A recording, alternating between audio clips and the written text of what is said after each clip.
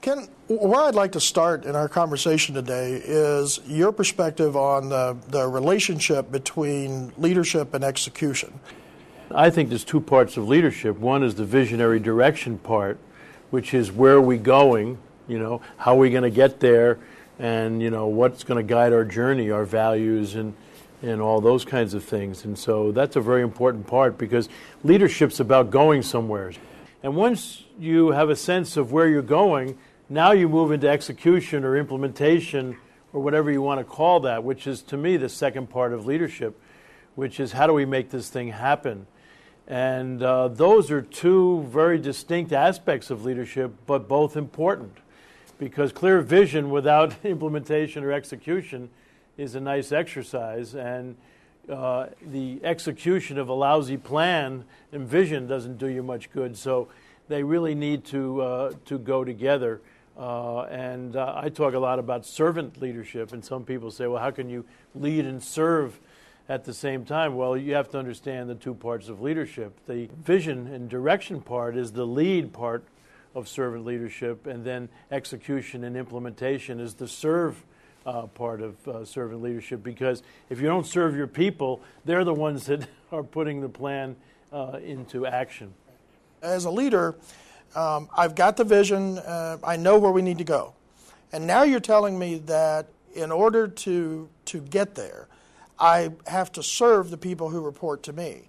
Is it my role to sort of drive them or to really focus their efforts? How does that fit into this idea that I'm serving them?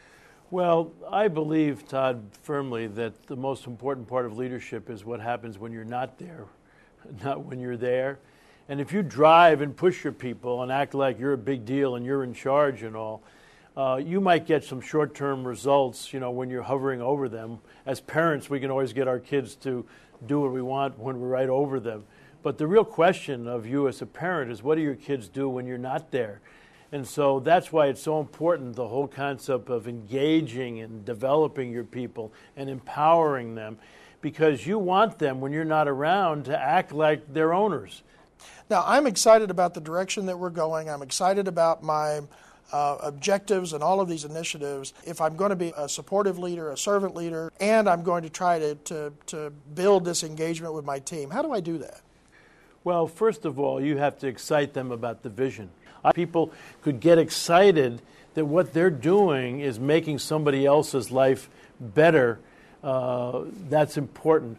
How do I create both an engaged and empowered environment where we're still focused on execution and not just about the excitement of being here? Well, I think what you have to understand, Todd, about performance is that it's a journey. And so if I'm really clear on where I want you to go and what goals I want you to accomplish, and I say, here they are, and then do I go to a leave-alone delegating leadership style, that'll only work if you're absolutely competent and committed and a self-directed kind of achiever. And that's fine. But the worst leadership style, and I see it all around the world, is what I call Seagull Management, where the person says, okay, here's what I want you to do, and then they disappear, to an inappropriate delegating style until what? Until the person makes a mistake, and then they fly in, make a lot of noise, dump on everybody, and then fly out. I need to be your partner. We love to talk about partnering for performance. I think that's where the real action is.